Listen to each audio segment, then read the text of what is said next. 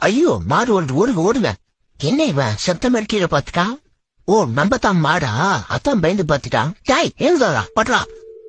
ஆமா எனக்கு ஒரு டவுட், காலை காட்டு. சி பிஎம் மெடிச்சின்னு ஜல்லிக்கட்டுக்கு வந்திருக்கான் நாதாரி பையன். வெத்தலை பாக்கு வெத்தலையா, கீழே பத்துன்னு இருக்கான ரோசு சட்டைக்கு ஆக்டிங் பத்தலையா. டேய் எழுந்து போடா, காலைல பிஎம் மெடிச்சின்னு ஜல்லிக்கட்டுக்கு வந்திருக்கான். டே ஐயோ செத்துட்டானா?